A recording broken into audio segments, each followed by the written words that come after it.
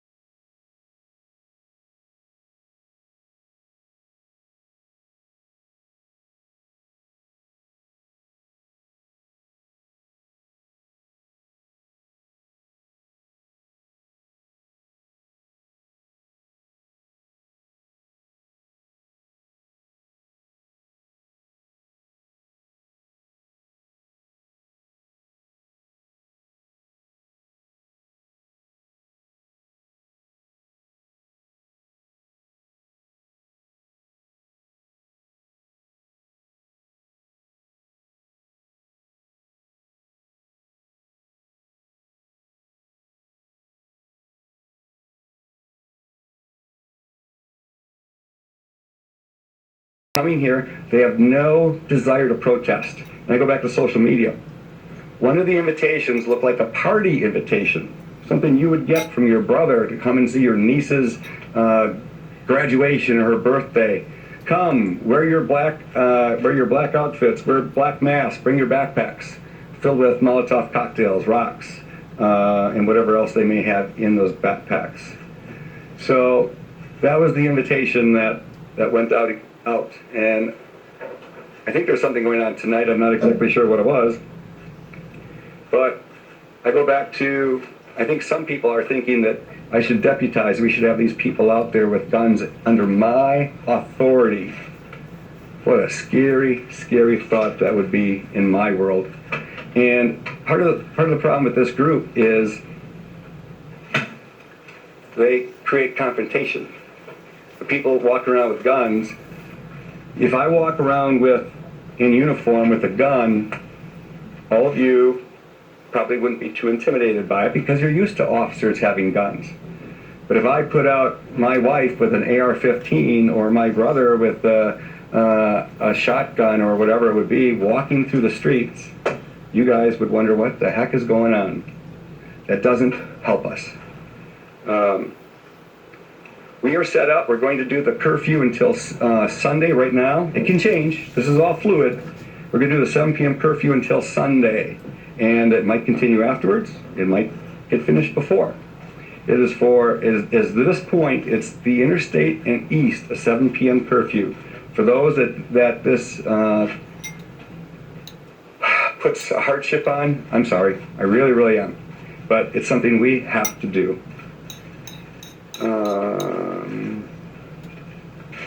I'm going to turn over to General Knapp right now and let him explain what from the National Guard.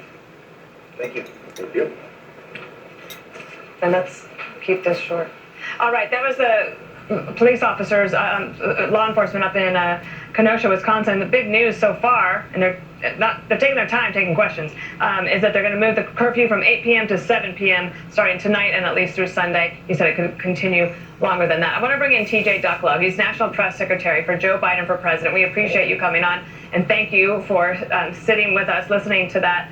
I do want to ask you about the violence in the cities. Obviously, there's another police shooting. It's been followed by the violence, and we have looting. We weren't able to air a story about the business owners that have also been victimized in the wake of all of this. As the press secretary, do you worry that you're ceding all of this ground to President Trump while Vice President Biden doesn't make a comment on it? Well, Dana, thank you for having me. Vice President Biden and Senator Harris and our campaign's thoughts are with all of those who are suffering right now in Wisconsin. And Vice President Biden has actually been very clear on this from the beginning. That violence is never acceptable. And needlessly endangering communities and families is never acceptable. But those shots that rang out Sunday, Vice President Biden said that they pierced the soul of this nation, and that protesting peacefully is an utterly American thing to do, and we cannot let violence diminish the reason why these protests happen, the very just reason why these protests happen. So we've been very clear on that, and a Biden-Harris administration, Dana, will actually address some of the root causes of the systemic racism and the inequity that has plagued our country for generations, and we will actually get something done to move our country forward beyond this moment that we are in right now. At the end of July on the 5, I believe I said that I couldn't name a single day in July that I thought that the Trump team had won a news cycle. But now here we are almost at the end of August. And I'm almost feeling like the other way, especially I thought the DNC convention was very well done. But I'm looking at this week and going forward. And when there is violence, that story rises to the top. You know that. So what about seeing Joe Biden, like hearing him, understanding how he would lead in his term if he were to become president? I understand you can do the written statement, but what about actually get a feel for him, to hear him? Dana, Vice President Biden has shown leadership on this issue all throughout the summer. We are the campaign that has put forward actual plans and that has been clear about how we will actually address, as I said before, the systemic racism, the underlying issues, the Do you root think that causes Vice of some of President what we are Biden seeing. would have supported Senator Tim Scott's proposed legislation to deal with that? Dana, here's what I can tell you: is a Biden-Harris administration has already put forward exactly what we will do to address these causes, to address these issues. Okay. I know Okay. your audience likely watched the RNC this week. I think that a lot of what we are seeing from the other side, from Donald Trump and from the Republicans, is this sort of dark and dystopian view of the world, and not a lot of solutions, Dana. And so I just want to be clear that if folks who watched the Democrats last week and Vice President Biden, and folks who are watching the leadership from Donald Trump and the RNC this week are being presented a very different view of the country. TJ, I have one other guest I have to get to before I lose it, and I think everybody will want to hear from him. Everybody support him. TJ Ducklow, we'd love to have you back.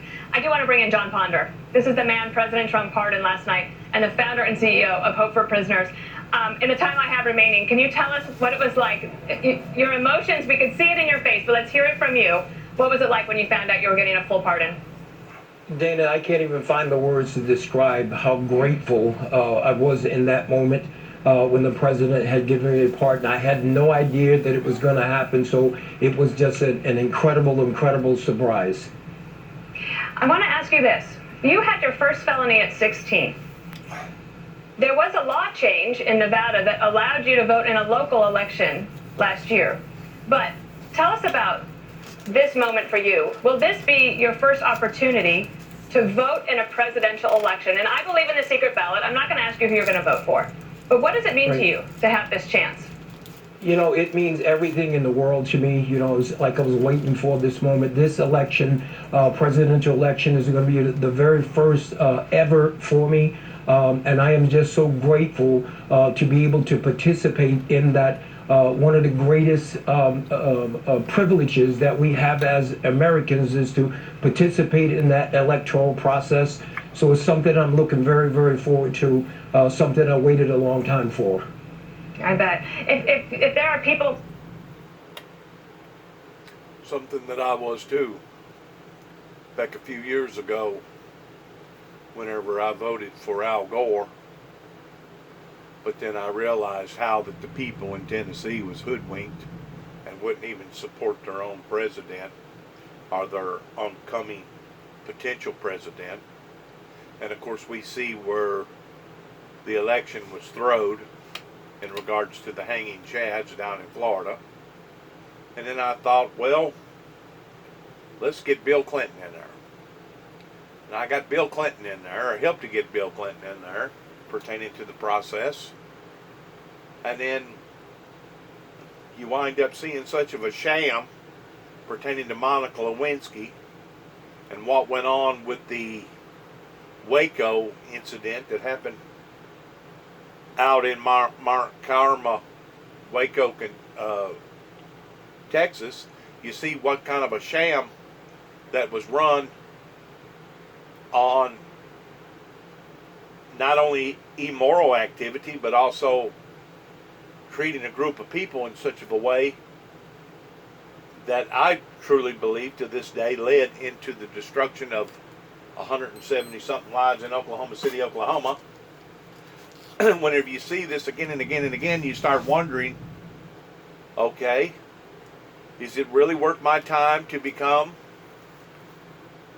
on a roll call, to become a selected citizen, to be able to vote, to go stand in line and spend sometimes hours to be able to vote, cast your vote, and then everything flip-flop and turn totally upside down within just a few months or a year or so after the person that you voted for either gets in office or the person that you voted for don't get in office.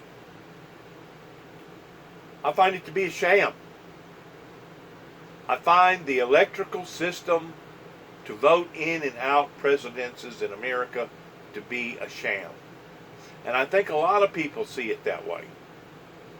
And of course, as we continue to see escalating uprisings happening here in America, we continue to see destruction like we've never seen before, again and again and again, continue to happen right here in the good old USA.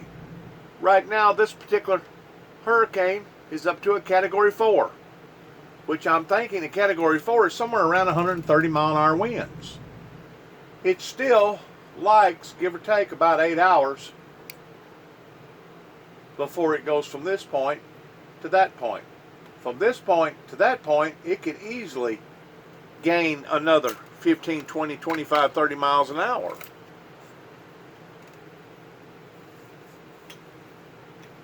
You have to stop and ask yourself the question, how come all this bad luck has fallen upon to the American people just within the past 25 or 30 years?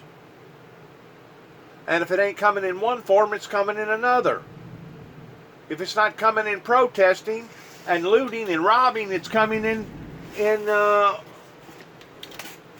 fires out west. It's coming in diseases. It's coming in all other kinds of different harsh events up onto society. And it's not just happening once or twice. It's happening periodically, and it's intensifying. It's getting worse, is my point. Just like different hurricanes that are strengthening and getting worse.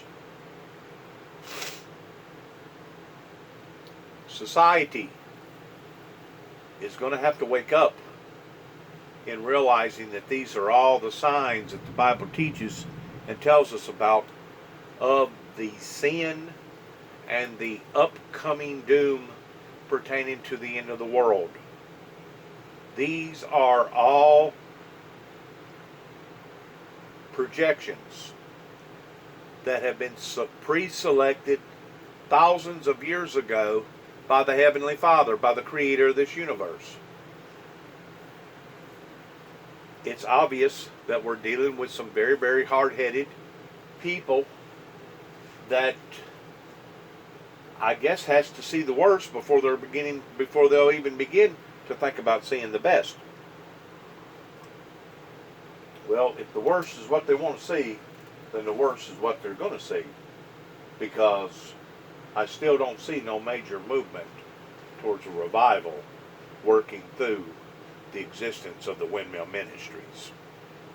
So this hardship that has fallen upon to society north of the equator over here in the United States is an environment that these morons have brought upon to themselves, and now they've not only brought it upon to themselves, but they've brought it upon to the innocent lives pertaining to men, women, and children. Sad. So sad. Watching who So sad.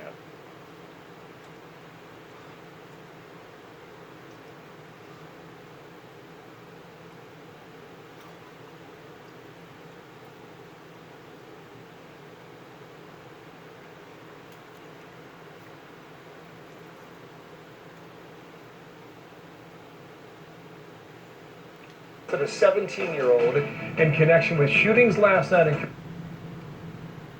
Here is the latest.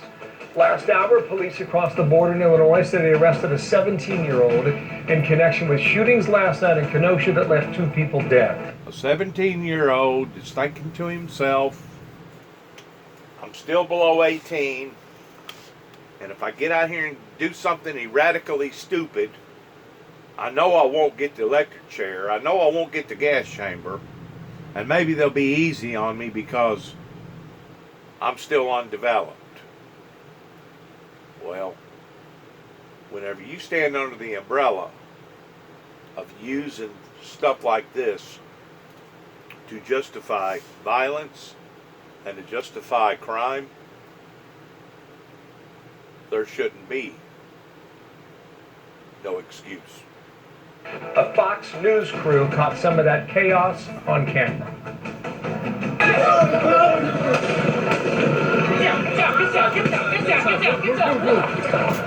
Now we know Wisconsin's governor says he's sending 500 National Guard troops to the city. The violence up against the backdrop of the Republican National Convention, where there is a big focus on law and order.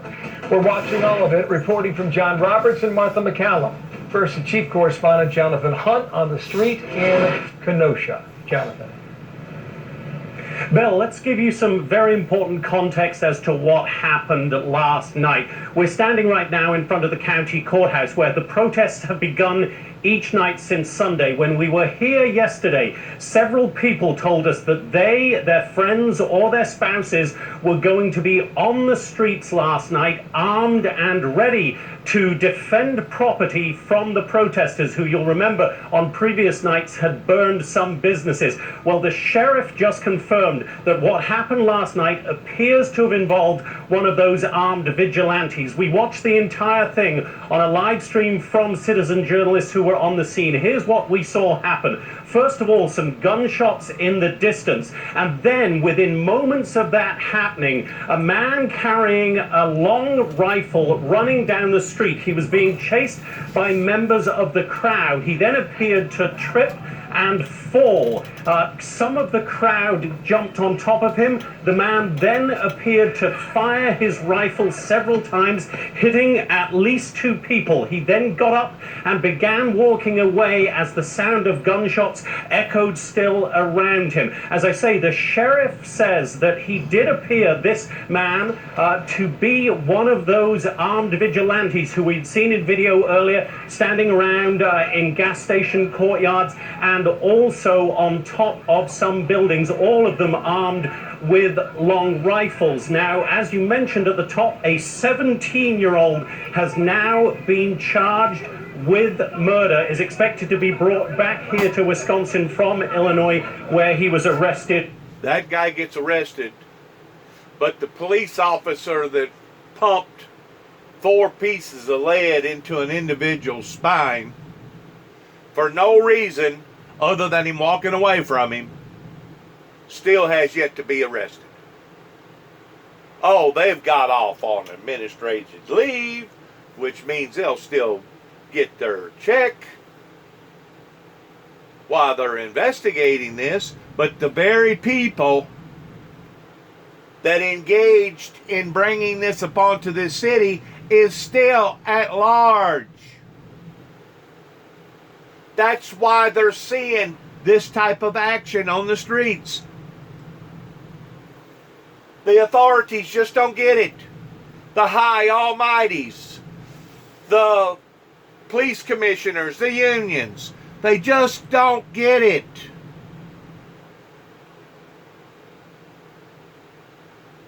This is so sad. So sad in how that these police officers that think that they're bulletproof, but the only thing that makes them bulletproof is the fact that they hold a gun in their hands. They've got such of a paranoid schizophrenic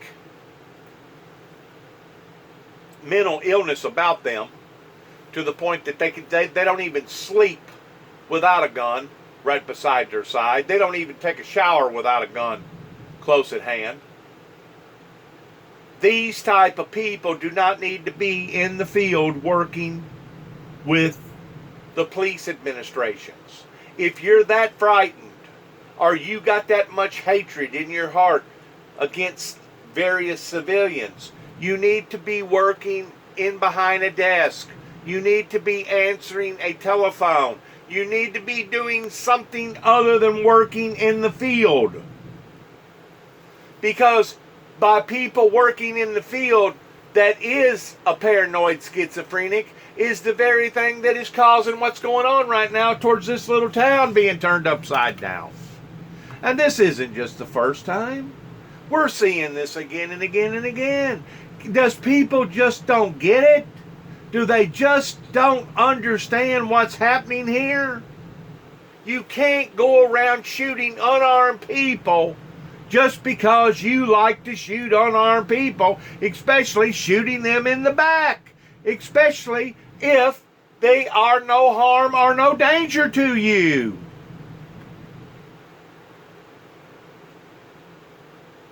This is third world stuff that we're watching here. This is the same thing as Venezuela.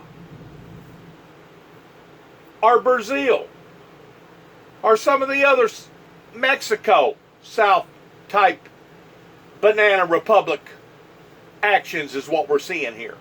And it's so sad because our police officers are supposed to be trained not to do stuff like this. And you would think after the George Ferguson deal happened, you would think after the deal happened in Atlanta, which was basically the same thing, where a police officer shot a guy simply because he had a phaser in his hand. The thing about a phaser is, once you activate the phaser, you can't shoot a phaser at somebody 2 or 3 different times. You got to reload the phaser. And the cops know that, but because the guy was walking away from them, they shot at him anyway. They shot him down like a dog. Shoot him down like a dead dog. This is where the Black Lives Movement is stemming from. Because of seeing such cold-hearted, ruthless behavior coming from police brutality. This is the reason why we're seeing more stuff torn up and burn up and looting and robbing. And a society that are supposed to be the pillars of society, that's in control of law enforcement, pertaining to your politicians, if they can't see this, then they're blinder than a bat, blind in one eye and can't see out of the other. Earlier today. Of course, those vigilantes, as I said, say that they were defending property. They weren't looking for trouble, but they wanted to stop the sort of destruction we had seen on Monday night. The mayor of Kenosha spoke a short time ago and appealed to everybody to simply calm down. Listen here. Violence in the community is not acceptable. Violence to property, violence to people, absolutely unacceptable. And it is up to us to make sure that that does not continue. See, if you get to looking geographically where this little town here is, from Chicago, Illinois, we're not but about an hour away, give or take 60, 75 miles. May not even be that far. Whenever you have a contamination, and I'm just not talking about a contamination of a pandemic, or a contamination of cancer, or a contamination of AIDS. But whenever you have this type of a contamination going on pertaining to street violence, and we all know, everybody that's been in the world for any length of time knows that Chicago has been infestated this year with nothing but violence on top of violence upon top of violence. And of course the coronavirus, I guess, helped to stir everybody up pertaining to putting people in house for a while. And then whenever they did get out, it messed up, it upset the apple cart to the point that their drugs ain't coming in like they was, and people's not making the money like they was, and they're afraid that their electricity is going to be turned off, and they're afraid they're going to be evicted, and their jobs has left them. And one thing is added to another pertaining to bringing on this type of violence. But the thing about it is, if you cannot control a small little cell compared to the rest of the nation pertaining to Chicago, that violence is going to grow, it's going to fester, it's going to mutate into other parts of the country, because other people get to seeing it again and again and again. They become callous to it. It's like, well, it's going on over here, I've heard it's going on over there. Why not bring it in right here? Bring the violence in right here. So if you don't stomp these little fires out that begin as little fires, naturally the little fires are going to turn into a big fire. Kind of like the real fire that goes on out west. Whenever they have fire breaks set up, they're actually trying to get ahead of the fire to stop it from escalating and becoming such of a monster. That's the whole purpose for that. Well, whenever you have a poor presidency that did not stomp out the fires quick enough, that sat and let them fester again and again and again and again and again, and people become more callous to these type of activities, to the point that the abnormal then started looking like the normal. The abnormal became the normal. Then whenever you have an uprising, give or take 60, 50, 75 miles away from ground zero, where they are known to have 15 or 20, 30 killings a week in Chicago, it really don't look that bad now, does it? Well, one or two got killed. Well, officer got loose and he decided to plug 4 plugs into the guy's back, severing his spleen, and they still don't know if this guy's going to live because infection could always set up, but the odds of this individual being able to walk again is slim to none, pertaining to him being paralyzed from his waist down, simply because of this individual that was trying to break up a fight, 2 women that was fighting, and because one word led into another, the next thing you know, the police officers was targeting the very person that was doing the Good Samaritan Act. And now, because he was tired of it, walked away, and the next thing you know, Barney Fife decides to shoot off 7 rounds, acting like Mr. Badass, or it was simply because he was so frightened that he thought at any given moment this guy was going to freak out and do something. Well, he did try to do something. He tried to get away from that chaotic, messed up scene, because he got out of his vehicle and he was going to try to help 2 women that was in a fight. He was going to try to do the Good Samaritan thing. He had 3 kids in the back end of his automobile. He ain't got time to be getting out here and getting into a bloodbath with somebody. He thought that he could end the confrontation real quick with the 2 women that was fighting. I'm sure he probably known one of them, or possibly both of them. He thought that he could be of a service. And he winds up getting 4 bullets in his back. Wow. And they're wondering how come the town is in an uproar? Wow. And the police officers that engaged in this activity has still not been arrested? Wow.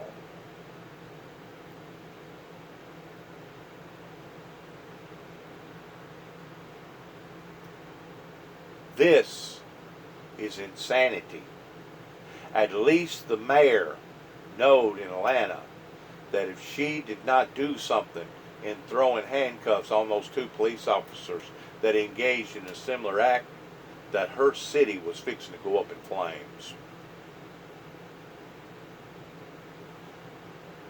Law enforcement moved upon what they done because they knowed what that they was doing was the proper right thing, without no long, lengthy, drawn out investigation. You strike the iron while the iron's hot. See, the police officers or the investigation teams knows that time is the element that can be worked for their favor. That way it ain't pressing on people's minds and upon people's hearts near as strongly as it would be if the occurrence first happened. So they try to prolong these events. That way, basically, ultimately, in the end, the police officer only gets a slap on the back of the hand. Once more, the system is protecting the corruption within the system. And that's not how the system was originally designed. Now, all of this, of course, follows the Sunday shooting of 29-year-old Jacob Blake, who had appeared to be involved in a scuffle with police officers and then walked around to the side of his vehicle, appeared to be leaning in as one of those officers grabbed him by the shirt, and then at least 7 shots were fired into Jacob Blake's back. We understand that he remains in serious but... Now, there were 7 shots fired, but there wasn't but 4 of them that actually entered into his back the way that I understand it. Now, I may have heard that information incorrectly, and if I do, I stand to be corrected. Stable condition in the hospital. His family and his attorney have confirmed that he is currently... This is a national emergency that needs to be dealt with in a national way. Once more, whenever you have thugs that don't want to protest, they want to loot, they want to burn, they want to create havoc. Whenever you have thugs that's out doing this stuff, it needs to be stopped. On both sides, regardless whether it be law enforcement side or the citizen side. It needs to be stopped. Paralyzed from the waist down. We heard also from President Trump today, Bill, via Twitter, who says he will not stand for what he called arson, looting, lawlessness, and violence in American streets. He is sending federal law enforcement and the National Guard to Kenosha today, he says, and we understand that the Governor Evers, has agreed to that, and there will be 500 National Guard troops deployed tonight to try to prevent the sort of deadly violence that marked last night. Bill, stories moving quickly. Well, thank God somebody's finally moved upon to the, once more, you strike the iron while the iron's hot. Whenever you have all these different emotions and all these different tempers flaring up like this, you got to put it to a rest. You got to settle it down. Hey, thank you. When there were updates, we'll get back to you this hour. Jonathan Hunt, thanks. Kenosha, Wisconsin. Night 3, Republican National... I'm going to end it right there with my viewers. Once more here at the Windmill Ministries, we cannot repeat enough times as a Category 4 hurricane is brewing. Good luck to all of us. Good luck to each and every one of us.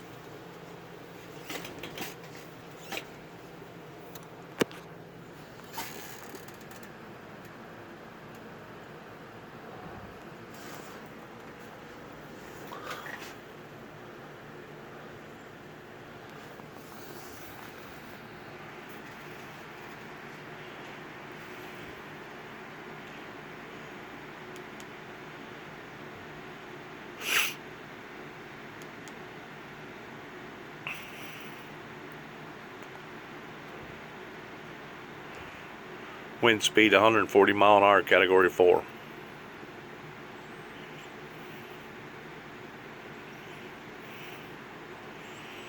That's pretty testy.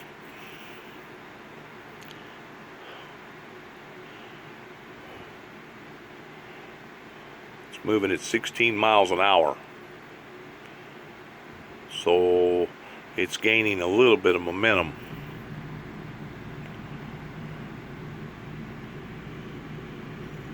Category 4.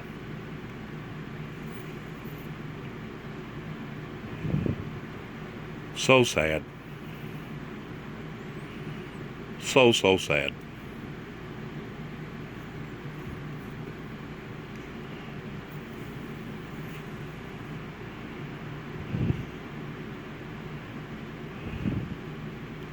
I tried to warn them. I tried to tell them. They didn't want to listen.